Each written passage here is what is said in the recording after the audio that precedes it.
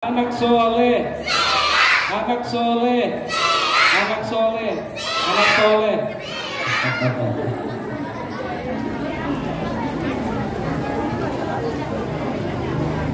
Daun salam, daun saga yang sudah menjawab salam dengan kompak tadi, insya Allah semuanya masuk surga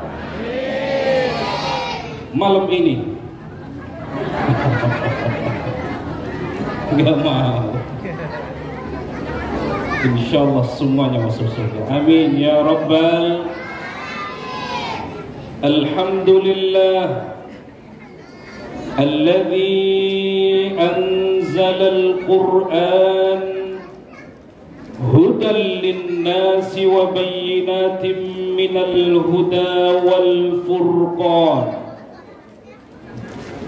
Ashhadu an la ilaha illallah wa ashhadu anna Muhammadan abduhu wa rasuluh la nabiyya wa la rasula ba'dah. Allahumma salli wa sallim ala sayyidina wa habibina wa syafi'ina wa maulana Muhammadin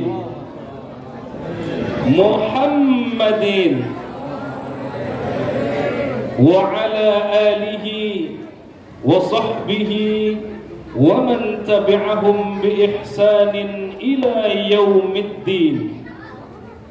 Raditu billahi rabba wa bil islami dina wa bi Muhammadin nabiyyan wa rasula. Qalu subhanaka la ilma lana illa ma 'allamtana innaka antal alimul hakim. Amma ba'du. Qala Allah ta'ala fil Qur'anil Karim, أعوذ بالله من الشيطان الرجيم.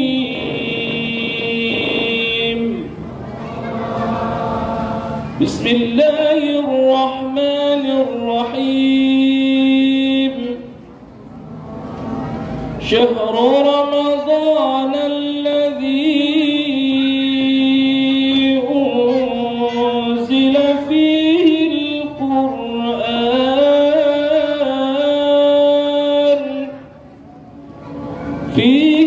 القرآن هدى للناس وبينات من الهدى والفرقان. Nanggung apa jawabnya? Allah, barang-barang apa? Pelit amat. Memang masih puasa? Masih puasa? Ini pada makan. Wa qala an-nabiy sallallahu alaihi wasallam, man qama ramadhana imanan wa ihtisaban ghufira lahu ma taqaddama min dhanbihi. وقال رسول الله صلى الله عليه وسلم أيضا، من قرأ حرفا من كتاب الله فله حسنة والحسنة بعشر أمثالها ولا أقول ألف لام ميم حرف ولكن ألف حرف ولام حرف وميم حرف، أو كما قال النبي صلى الله عليه وسلم، اقرأوا القرآن فإنه يأتي يوم القيامة شفيعا لأصحابه. صدق الله العظيم وصدق رسول الله الكريم ونحن على ذلك من الشاهدين والشاكرين.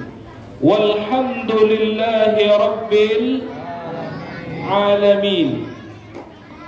Yang kami muliakan Ketua Yayasan BKM Nurul Iman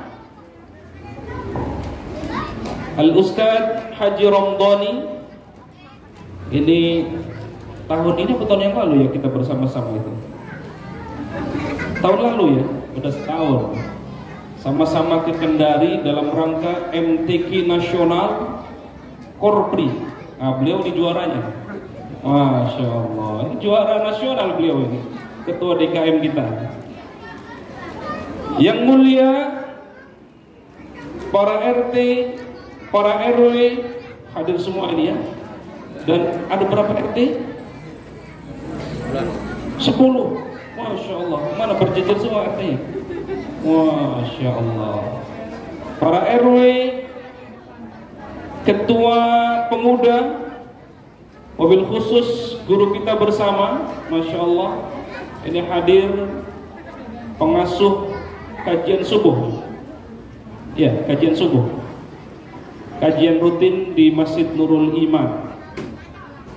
Bapak-bapak, ibu-ibu yang sekalian yang dimuliakan Allah, wabil khusus adik-adikku yang cantik-cantik, yang saleh dan salehah, insyaallah menjadi ahlul Quran semuanya.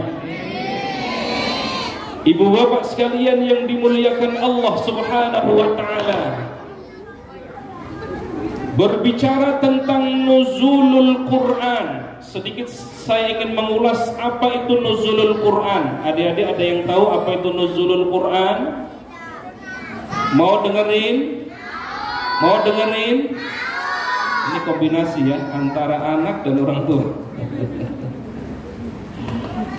Nah, dengerin ya. Apa itu nuzulul Quran?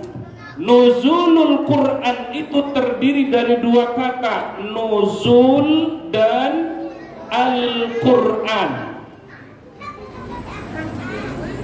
Cek Alhamdulillah. Terdiri dari berapa kata?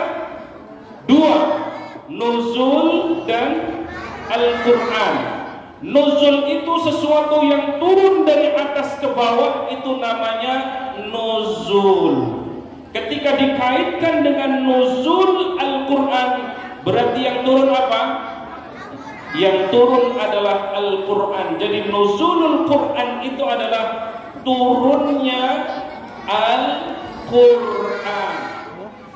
Turunnya Al-Quran itu berproses, paling tidak ada 3 tahap. Berapa tahap?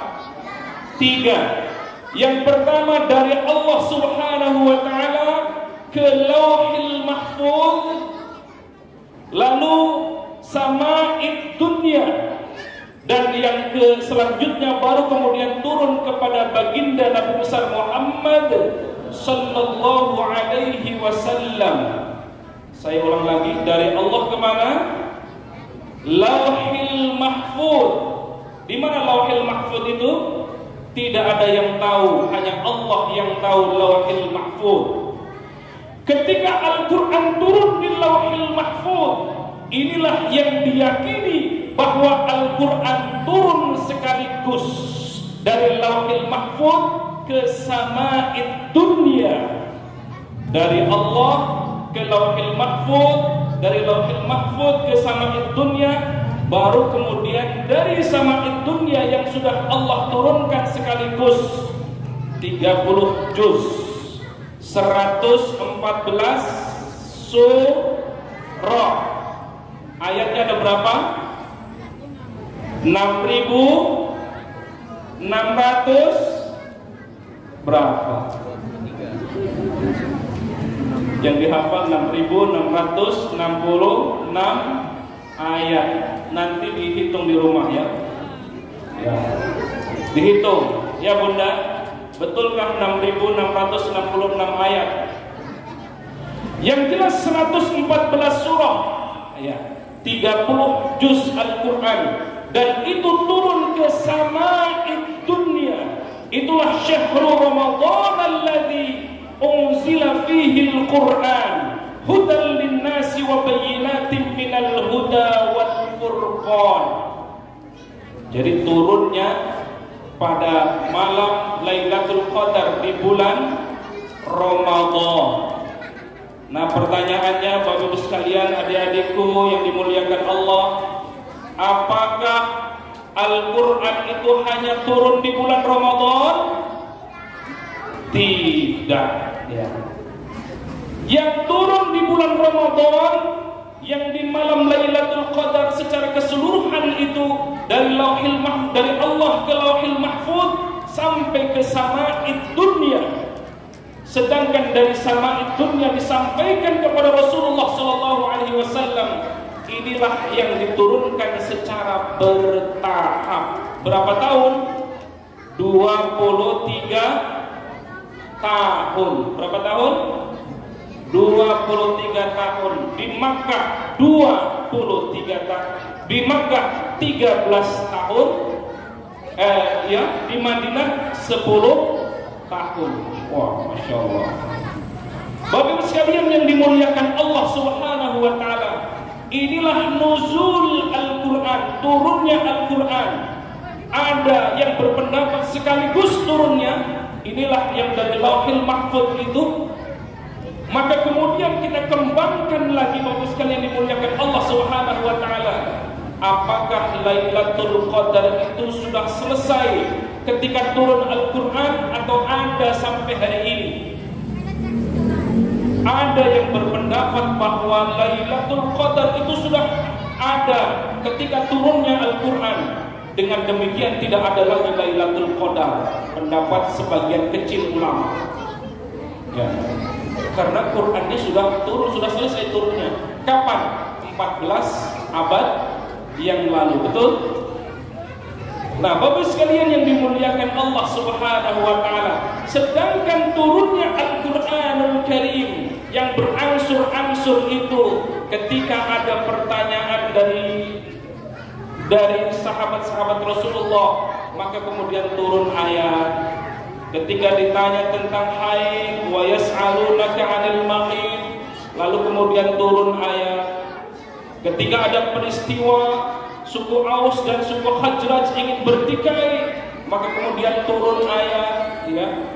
Wa'tasimu bihablillahi jami'an wa la tafarraqu.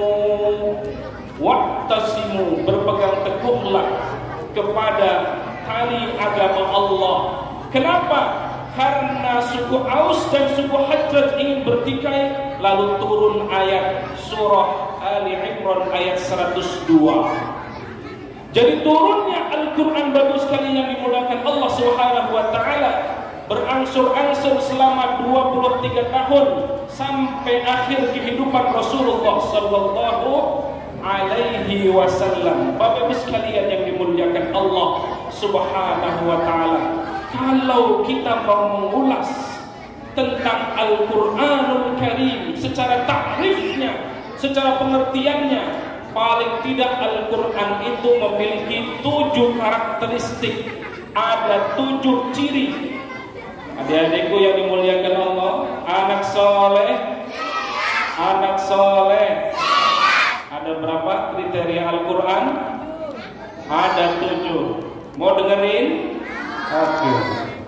Al-Quran itu kata para ulama, yang pertama kalamullah. Apa? Kalamullah, firman Allah.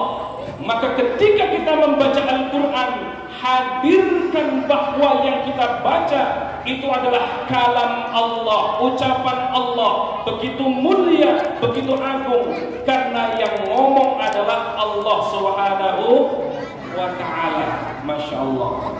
Ini kriteria yang pertama, kalamullah. Al-Quran itu adalah firman Allah. Kalau ada yang ngaku-ngaku di apa nih namanya, komplek Pondok Benda, Benda Baru. Kalau ada yang ngaku-ngaku dapat apa namanya wahyu, maka dipastikan itu nabinya nabi palsu. Dulu, bukan hanya sekarang ya Bapak sekalian. Dulu ada Musailamah Al-Kadzdzab. Musailamah ngaku nabi, ngaku dapat wahyu, padahal bohong.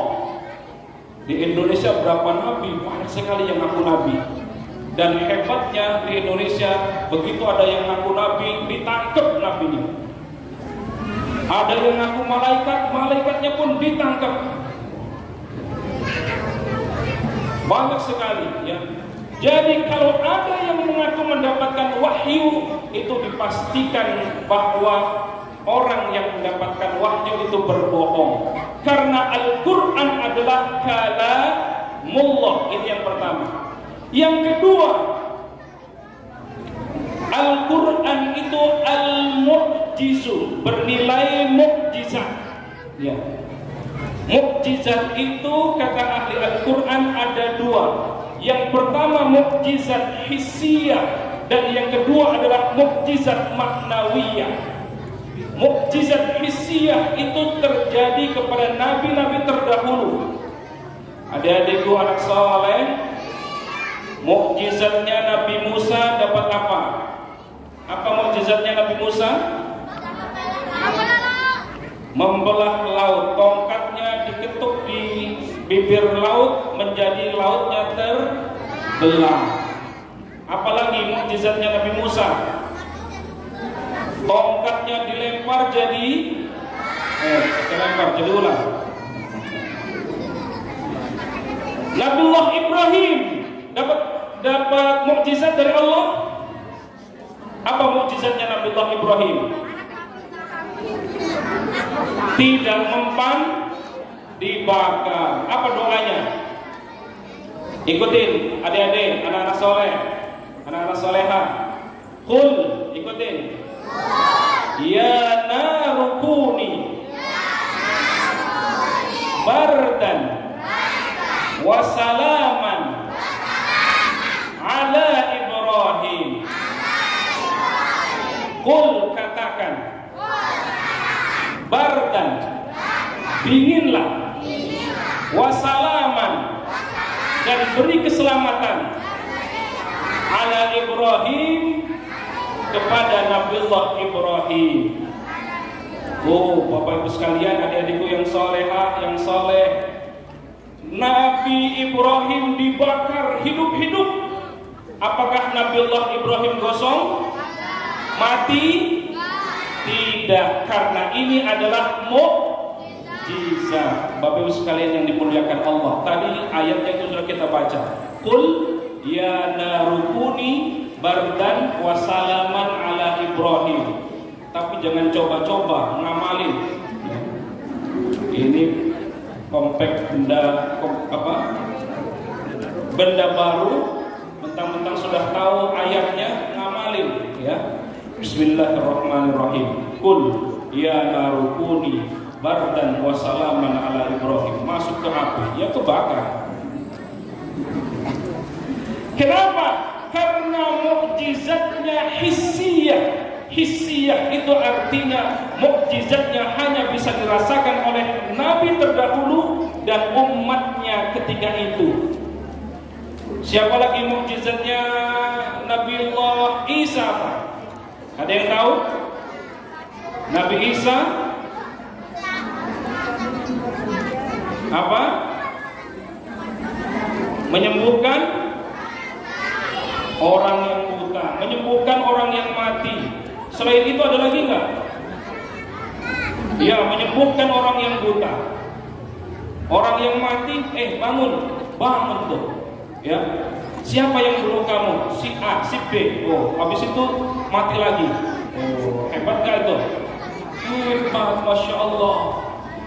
Lalu kemudian mukjizat yang lain, ada burung yang dipotong-potong tuh. Ilmu rawa-rontek kalau sekarang ya. Disebar kemana-mana, dipanggil itu burung kembali lagi, nyatu lagi, hidup lagi. Masya Allah.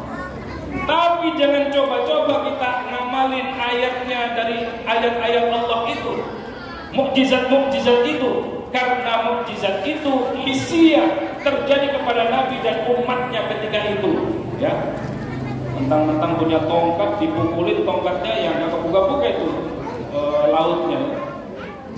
Masya Allah. Bapak sekalian yang dimuliakan Allah Subhanahu wa Ta'ala, mukjizat yang kedua adalah mukjizat maknawiyah.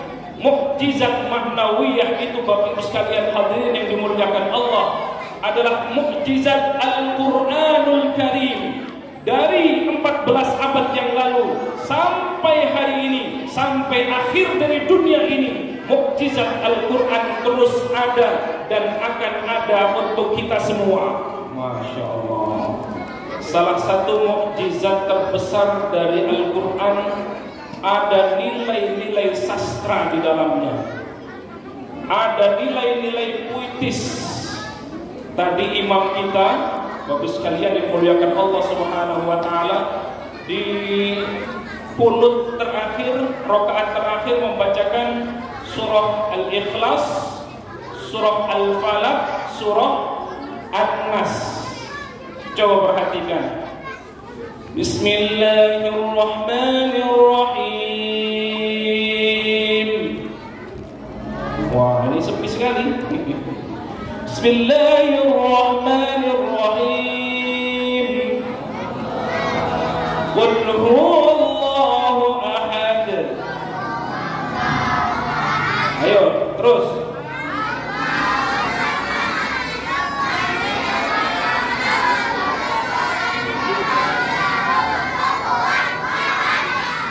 Ada berapa ayat?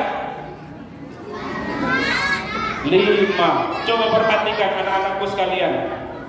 Qul huwallahu ahad, Allahus samad, lam yalid yulad walam. Masya Allah. Kalau ini buatan manusia tidak akan mampu bisa. Ujungnya ahad, Allahus samad, lam yalid wa lam yulad wa lam yakul lahu kufuwan ahad. Ujungnya huruf dal semua. Masya Allah. Al-Falaq juga demikian. Qul a'udzu birabbil falaq min wa min syarri naffats wa min syarri. Masya Allah. Terakhir surah An-Nas. Qul a'udzu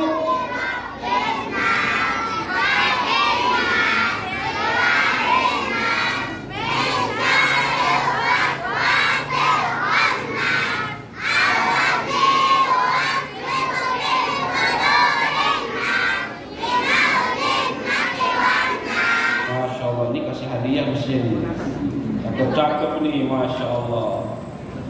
Pernah gak kita terbayang bahwa begitu hebat nilai sastranya?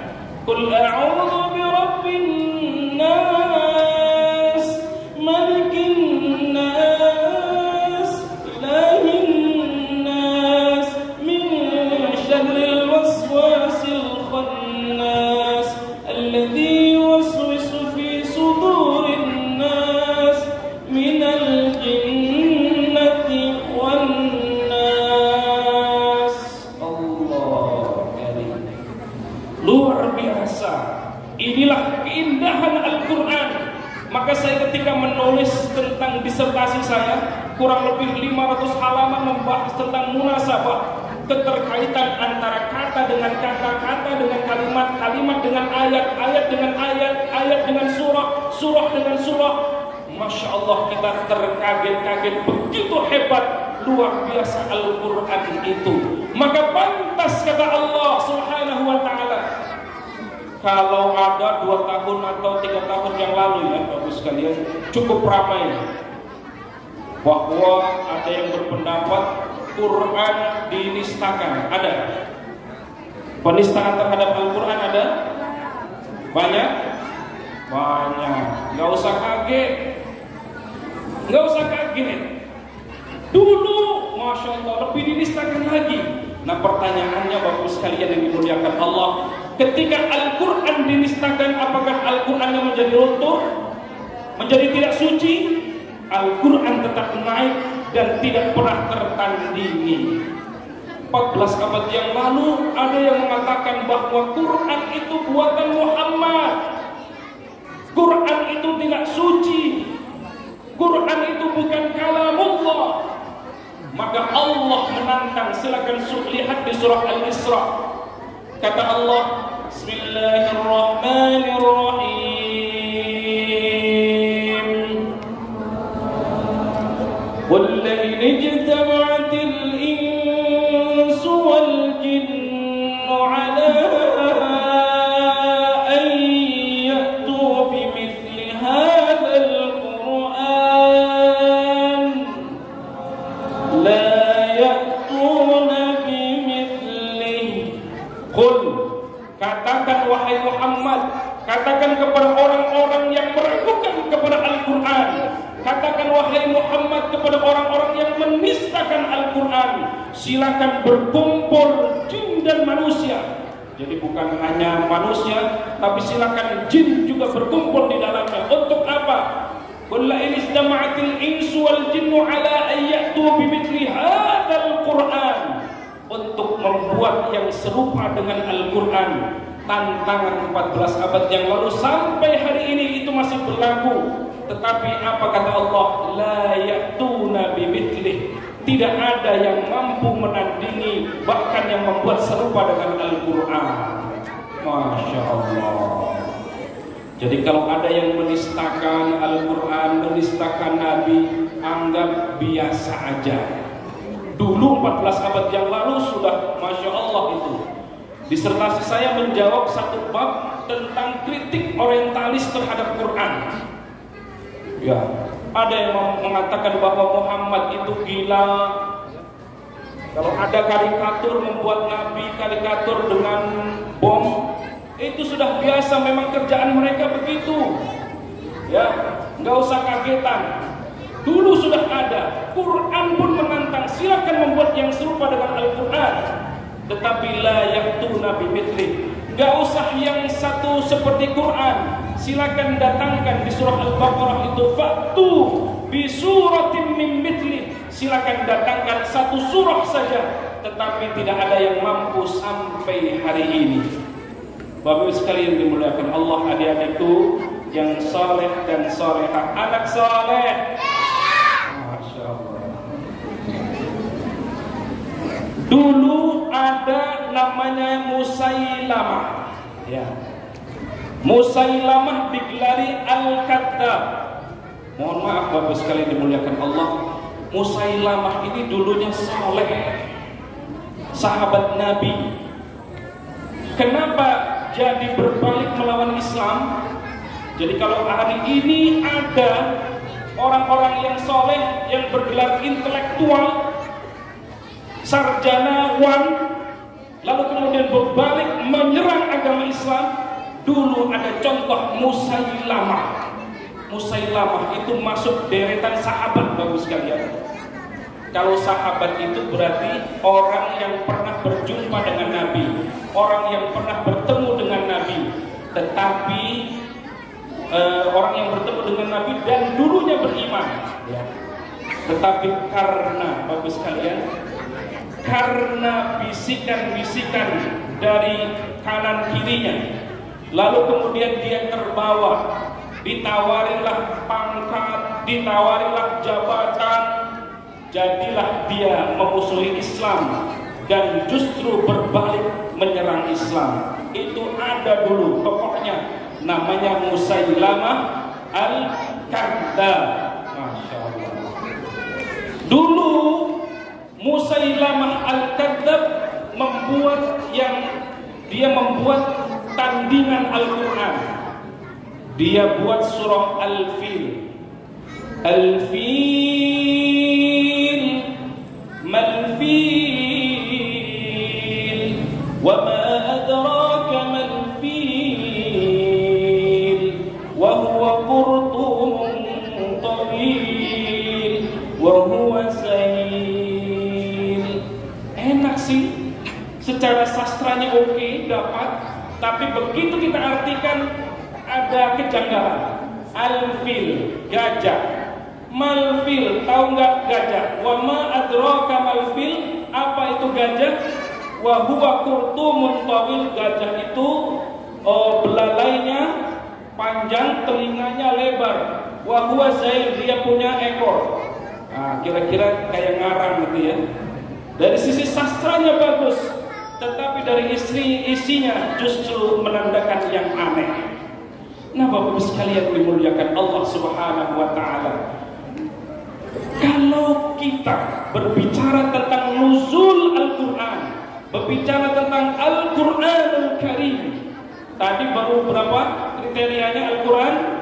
Baru 2. Al-Qur'an huwa kalamullah. Yang kedua Al-Mu'jizu. Yang ketiga Al-Munazzalu ala khatamil anbiya'i wal mursalin. Diturunkan kepada nabi dan rasul terakhir, yakni Nabiullah Muhammad sallallahu alaihi wasallam. Ini menandakan bahwa Nabi Muhammad adalah khatamul anbiya'i wal mursalin. Tidak ada nabi dan rasul terakhir setelah Nabiullah Muhammad. Kalaupun ada ratusan orang atau bahkan ribuan orang yang mengaku nabi, maka pastikan itu pasti nabi palsu.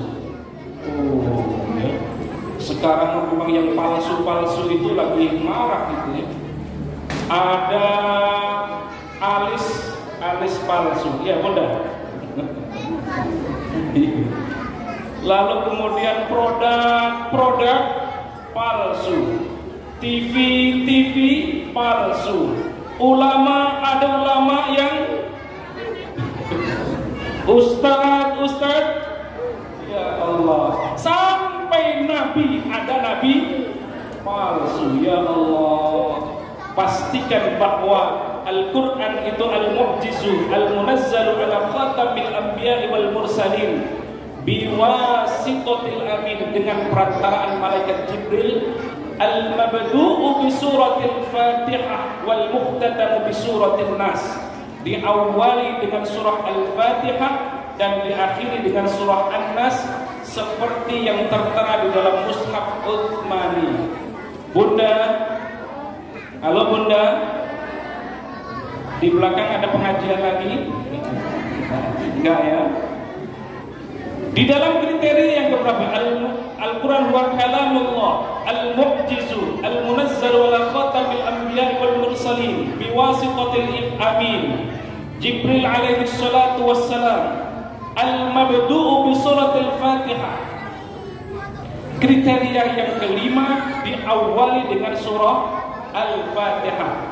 Wal muhtatamu bi suratil Nas. Yang keenam diakhiri dengan surah An-Nas.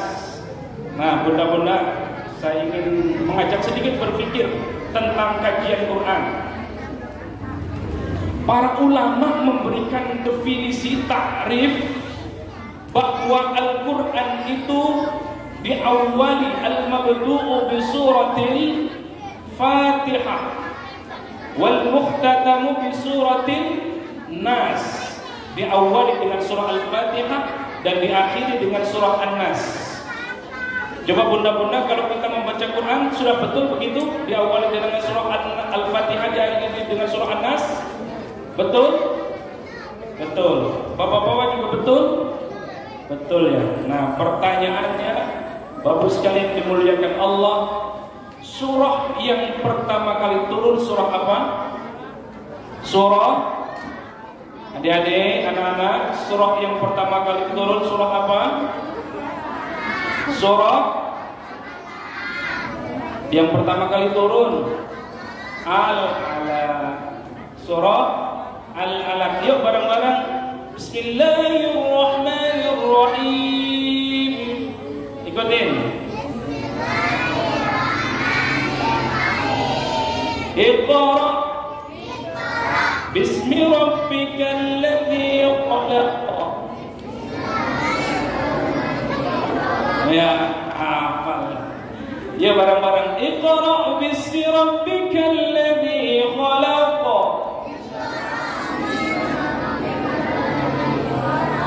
Khalaqal insana min 'alaq. Iqra wa rabbukal akram.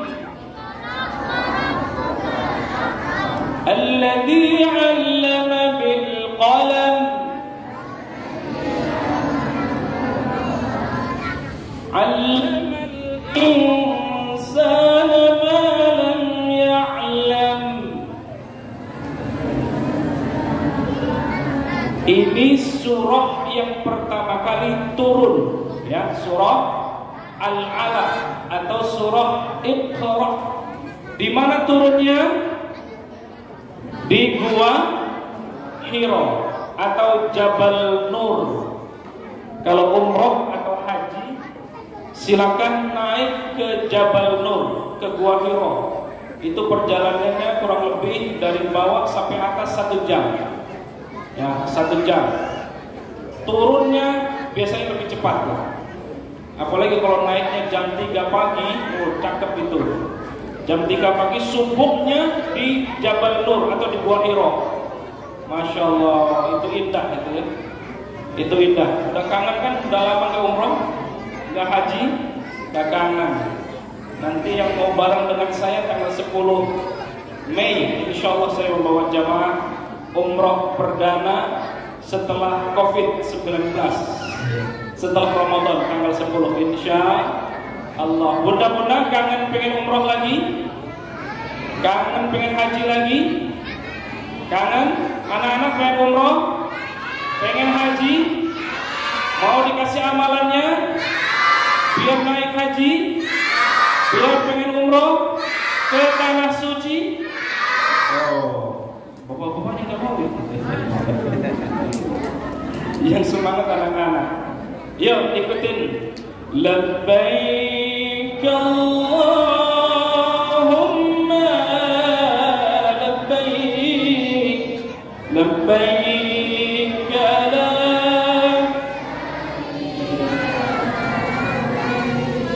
innal hamda wan ni'mata lak wal mulka lak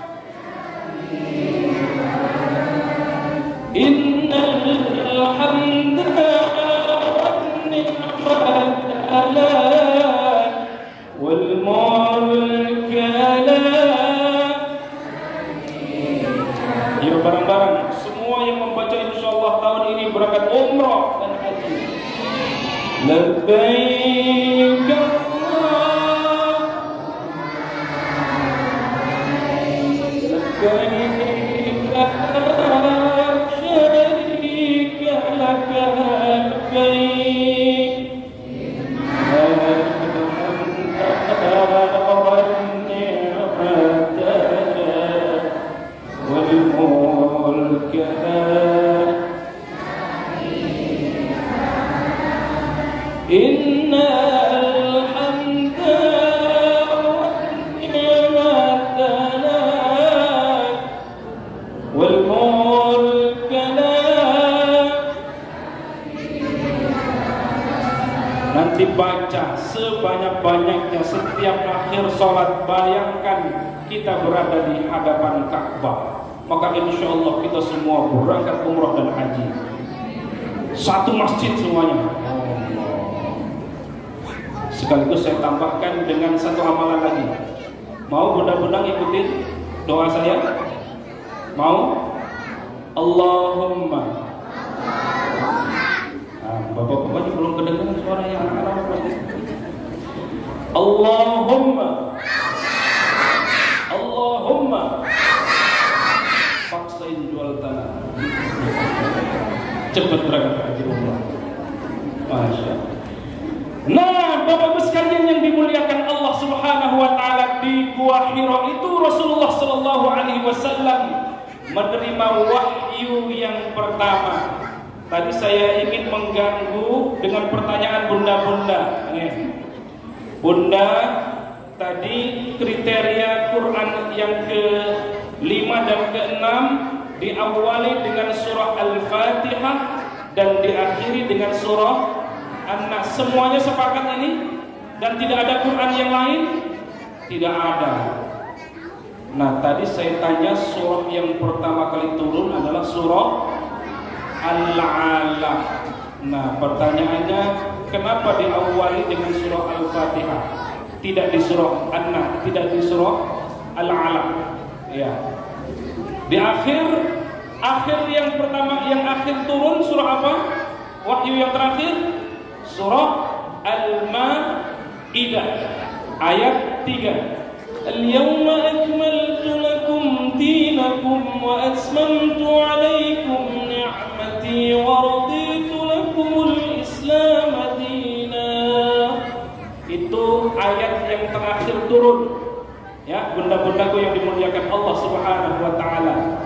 Ternyata begitu saya kaji, ternyata tertibun nuzul wa tertibus suwar terkait dengan turunnya ayat, turunnya surah itu ada dua pendapat.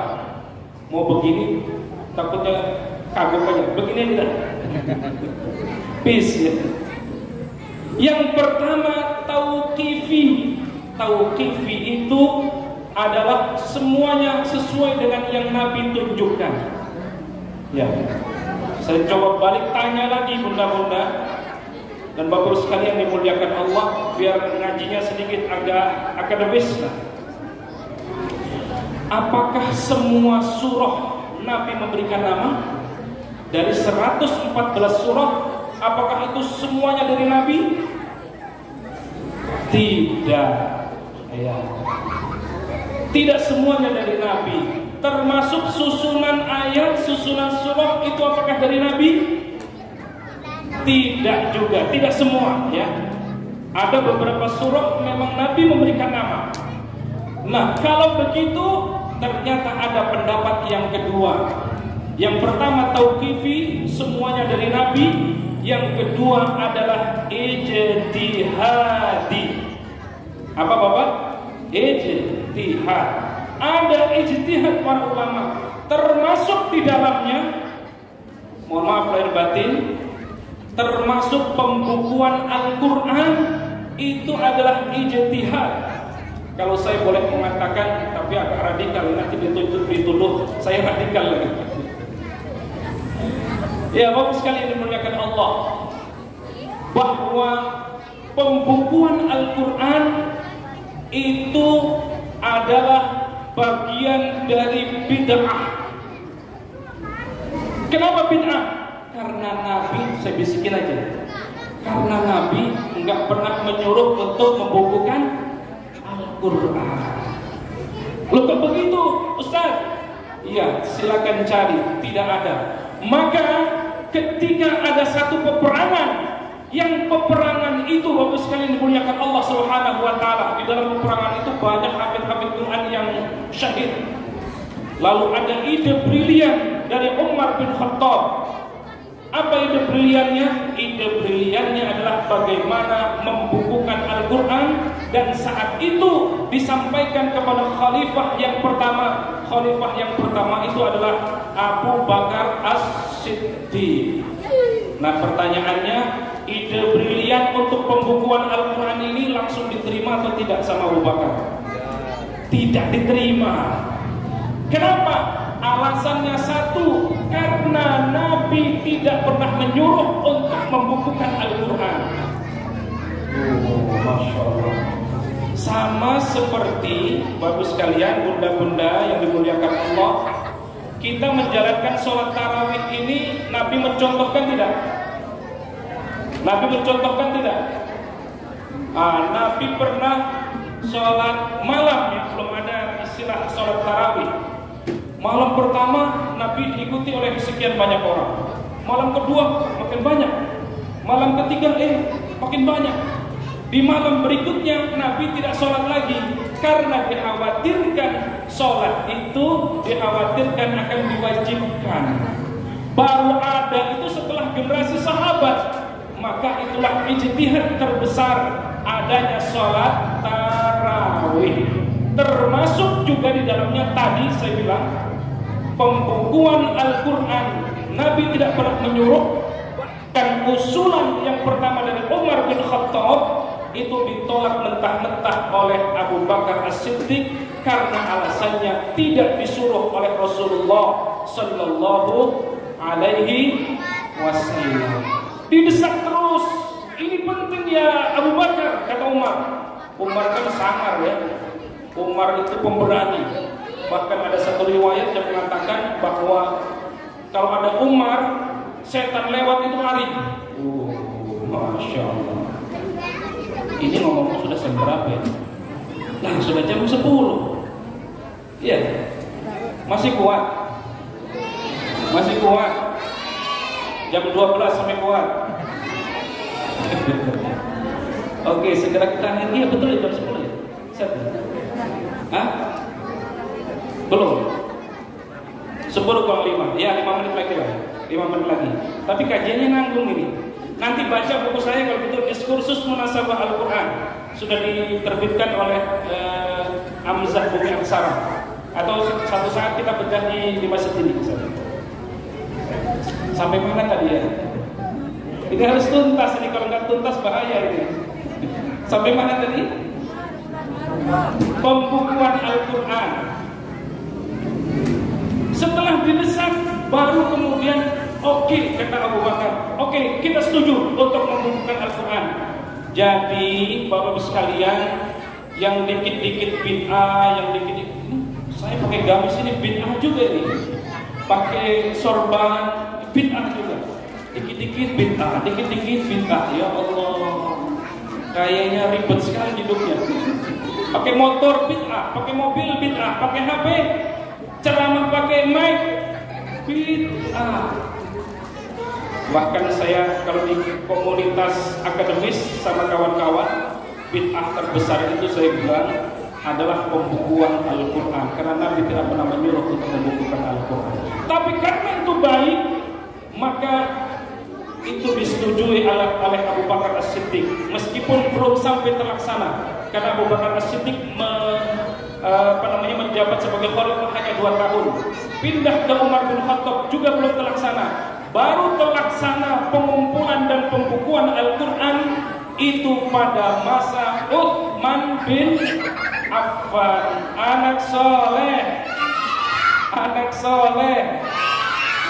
Allah. Baru pembukuannya pada masa Utsman bin Affan. Maka Al-Quran kita sampai hari ini disebut dengan Mushaf Utsmani. Itu jadi itu Mushaf Utsmani sampai sekarang. Dulu dicetak 5 ya, disebar kepada Kufah, Basrah, Makkah, Madinah, dan disimpan satu oleh Utsman, namanya Mushaf Al-Imam. Oh, perjalanannya panjang gitu ya, pengumpulannya Al-Quran itu panjang. Nah, yang terakhir saya ingin tutup kajian atau ceramah Nuzulul Quran ini, Bapak sekalian, ini biar menjadi semangat kita semua, terutama generasi-generasi muda, ini anak-anak kita. Ini sudah generasi keberapa nih, Bapak sekalian? Generasi ketiga atau kedua? Ketiga ini. Dulu katanya ketua remaja masjid pertama mana? Beliau ini. Oh, ketua remaja masjid sudah senior. Berarti sudah generasi keberapa tadi? Sudah generasi keempat, Masya Allah. Saya kuatkan lagi untuk kajian Quran. Kebetulan saya S1, S2, S3 kajian tentang Quran. Saya mengajar di UIN juga di ilmu Al-Quran dan tafsir. Jadi tidak ada yang saya ajarkan kecuali kajian Quran. Bunda, adik-adikku, anak-anak yang soleh, anak-anak soleh, Masya Allah. Nih, penghujung dari ceramah saya 3 atau 5 menit ini, semua yang terkait dengan Quran mesti Allah muliakan. Ramadan begitu hebat, kata Rasul, Ramadan itu syahrun azimun mubarak. Bulan Ramadan itu bulan yang agung, bulan yang suci, bulan yang dimuliakan, bulan yang penuh dengan berkah. Kenapa? Karena Ramadan bersandingan dengan Quran.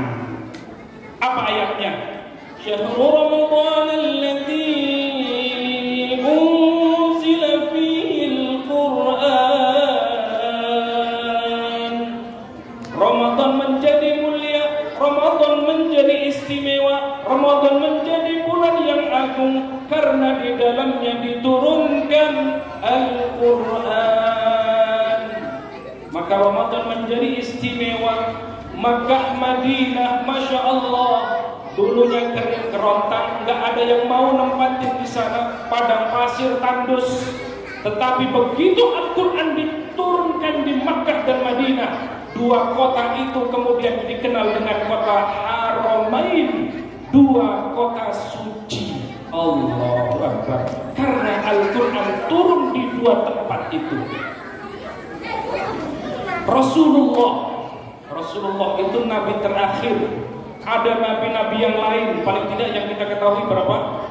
25 nabi. Meskipun ada yang menyebutkan ribuan nabi, tetapi Rasulullah menjadi sayyidul anbiya'i wal mursalin, penghulunya para nabi, yang kelak satu-satunya yang akan memberikan syafaat kepada kita semua. Bukan hanya umat Rasulullah, tetapi umat dari Nabiullah Adam alaihi salatu wassalam sampai kepada umat Rasulullah sallallahu alaihi wasallam. Kenapa Rasul begitu istimewa? Nabi Muhammad begitu istimewa, dan Nabi satu-satunya yang diundang oleh Allah ketika Mi'raj. Karena Rasulullah menerima Al-Quran. Masya Allah, Masya Allah, Masya Allah. Maka kata Nabi, khairukum man ta'allama al-Quran wa 'allama. Sebaik-baik kalian, sebaik-baik generasi, sebaik-baik suami, sebaik-baiknya istri, sebaik-baiknya anak adalah orang yang belajar Al-Quran dan yang mengajarkannya. Maka setiap huruf itu, kata Nabi, itu adalah kebaikan dan kebaikan. Saya sering menyampaikan di berbagai tempat, termasuk di media TV. Terapi terbaik, Bunda, kalau ada persoalan apapun, persoalan anak, persoalan keluarga, persoalan apapun itu, jadikan Al-Quran sebagai terapi. Dan bisa jadi kebaikan-kebaikan yang kita terima hari ini adalah kebaikan karena kita memperjuangkan Quran. Bahasa gampangnya, kata guru saya, siapa yang memuliakan Al-Quran, maka pasti saya bisa jamin kita akan dimuliakan oleh Allah Subhanahu wa ta'ala.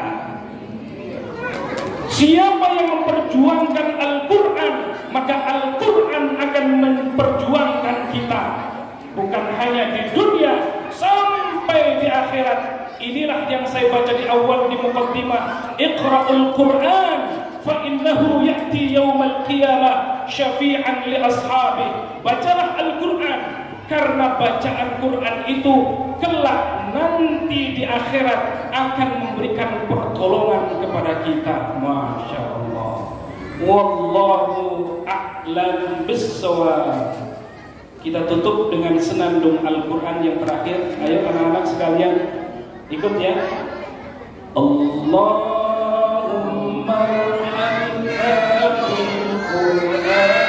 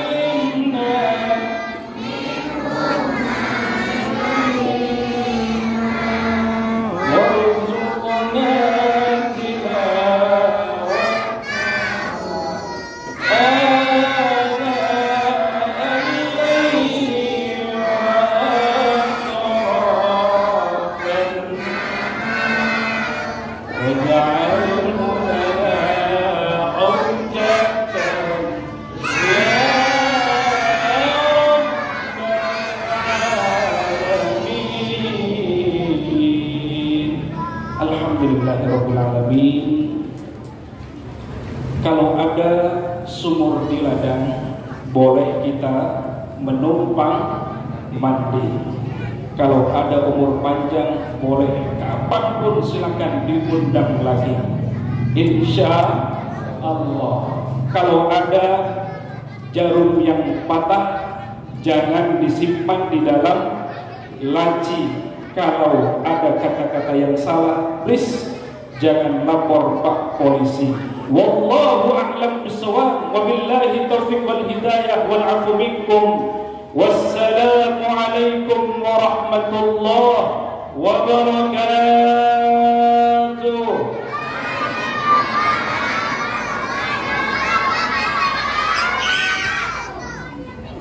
Alhamdulillahirabbil alamin. Telah sama-sama kita dengarkan mau'izah hasanah yang telah disampaikan oleh guru kita pada peringatan Nuzulul Quran 1443 Hijriah. Semoga kita semua yang mendengarkan mendapatkan pelajaran dan menambahkan keimanan serta keislaman kita kepada Allah Subhanahu wa taala. Bapak, Ibu, para jamaah yang dirahmati oleh Allah,